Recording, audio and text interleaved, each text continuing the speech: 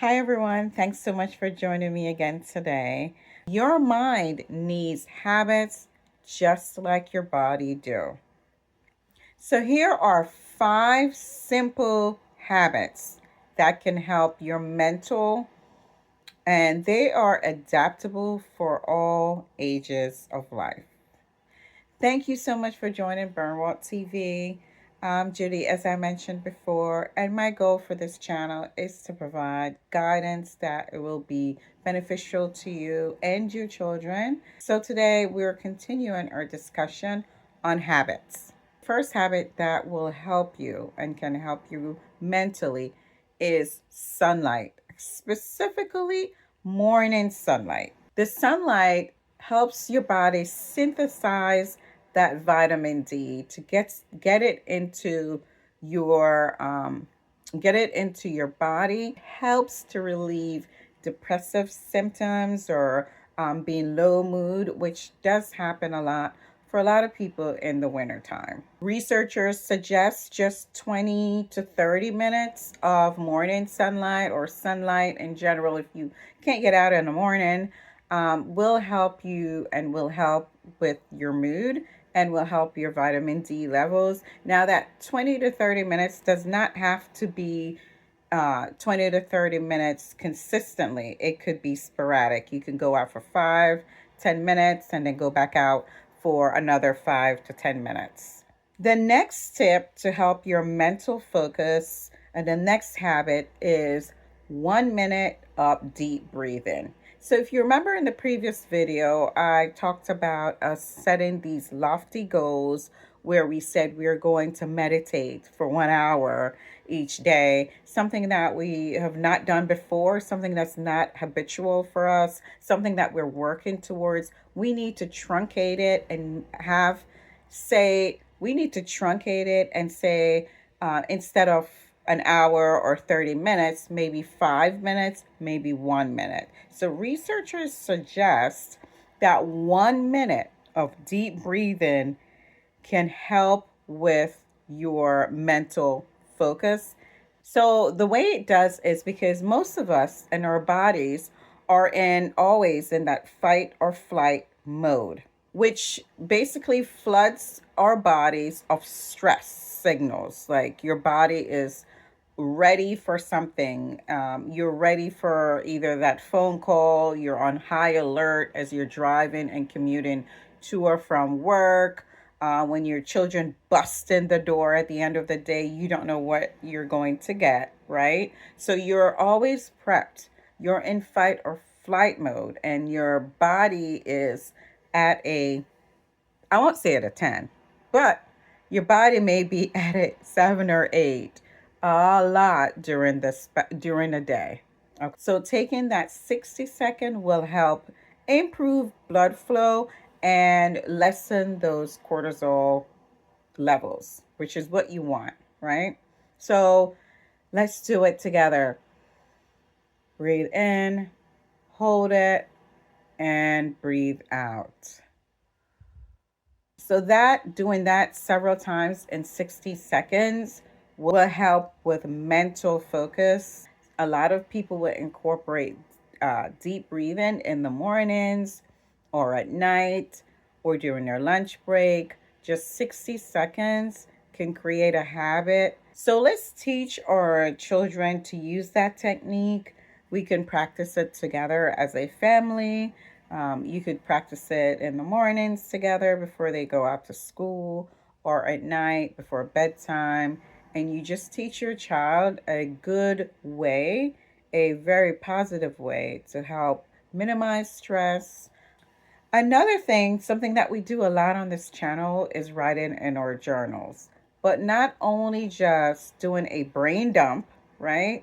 We can do a gratitude journal entry daily, and that can become a habit that helps our mental focus, that helps us to gain another habit that is beneficial to us. So you can teach your child to take a minute and write a gratitude journal or create a gratitude journal. Write about one thing that you enjoyed today and that you are thankful for today.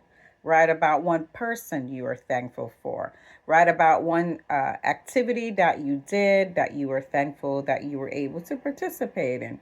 So you're focused so much on the positive, you're being gracious, you're writing and remembering. Remember, when you're writing in your journal, it's not just that you are writing, but also you are thinking. Your brain activity is remembering that positive thing that you did. It's remembering that positive person, what they said, how they were, how you felt around them when you write it in that gratitude journal. So it's not just the act of writing, it really does impact the parasympathetic activity and weakens the brain negative thoughts. Brains are set up to recognize negative and threats.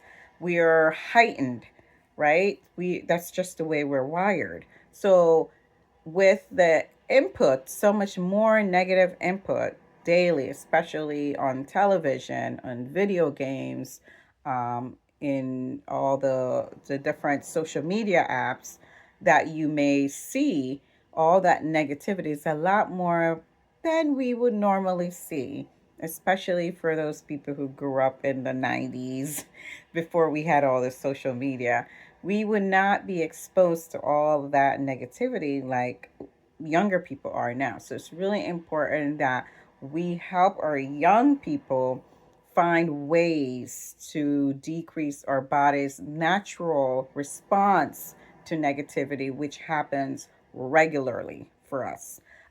Their input of negativity is a lot more than ours were in the 90s. So we want to help use different techniques, such as writing in a gratitude journal, which focuses which causes the brain to focus more on a positive situation or a positive memory that will help decrease the negativity.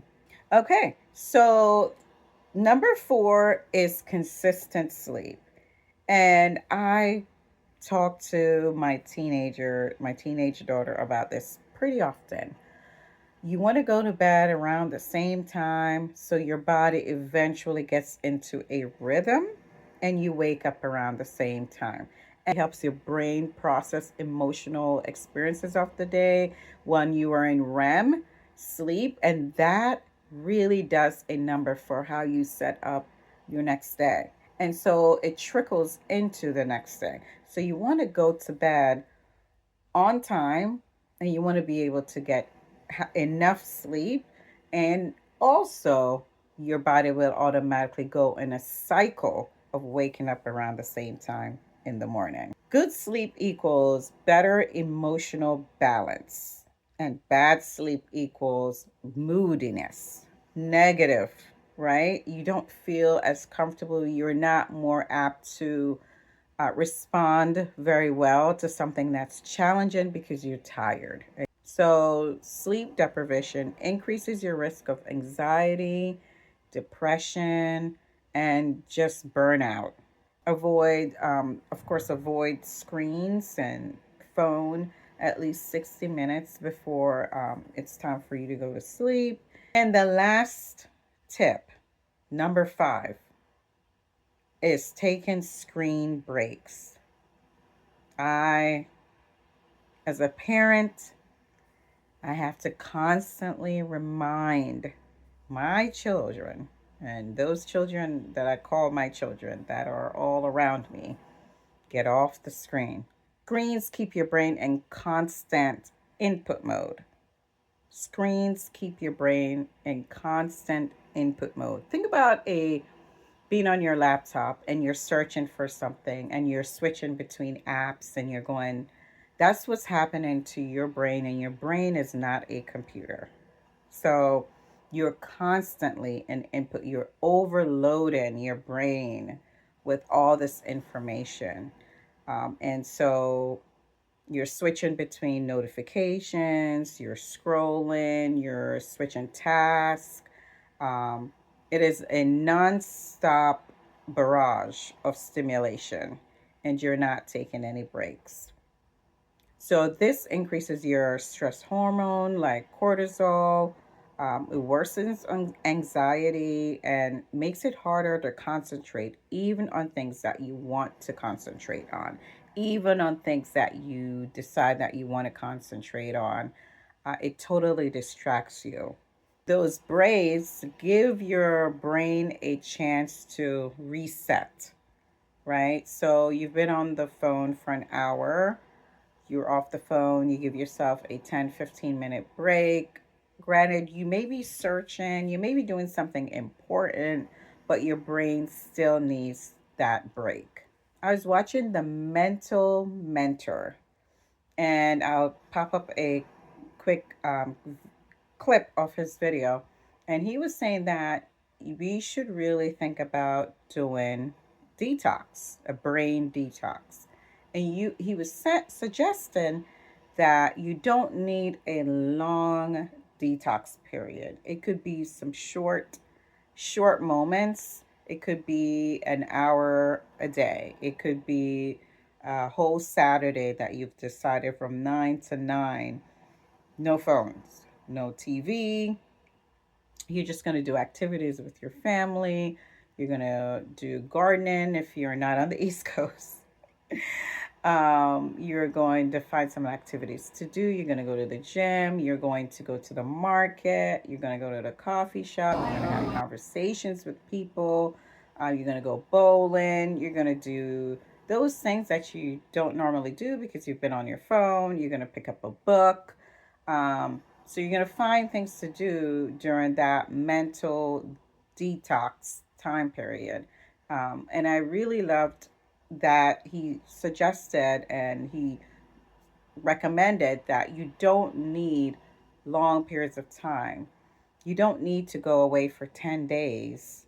But you need to do something. You need to detox from these electronics. Often, I would recommend once a week, especially if you're that type of person who is constantly on your device. You do need to detox.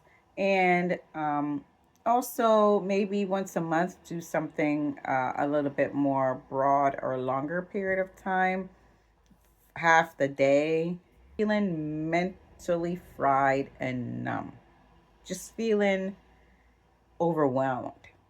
And you feeling like you're not getting anything done and that so much time has passed is because you're constantly on input. You're constantly just taking in so much information. For me, this kind of happens at the beginning of each year. I am not a phone, I am not constantly on my phone. I'm not constantly on well, I'm on my computer sometimes for work, obviously, but when it's time to take a break, I do feel that brain fog and I do take a break. But this typically happens for me in the beginning of the year as I am working through what I need to do for my business. I start to, try to use my computer for different things to create these timelines and set up these goals and strategies and doing research. So that happens, and then I need to take a break. I need to take a break. Although I'm using this for important information and I'm not just mindlessly scrolling on any of the social media networks, I am still taking in a lot of information and it can feel overwhelming. So think about your children who pre COVID would take home textbooks and now they're taking home their Chromebooks. They're on their Chromebooks for homework. They're in school using their Chromebooks all day. And then they're on their phones. They're intaking a lot of information. And they need to take a break. So, as parents, we have to push those breaks on them and manage that for them because they're not recognizing and teach them how to manage that as well. They're feeling they don't even know what happened. They can't stop. It's just constantly. So it is suggested like that because we're on our devices so much for work and for educational purposes, just to take breaks in between. So, when you're at home doing your work or doing research, you may be on the computer for 60 minutes. At the end of 60 minutes, you stand up, you do some stretches, you take some deep breaths, and you just give yourself 5 to 10 minute break in between.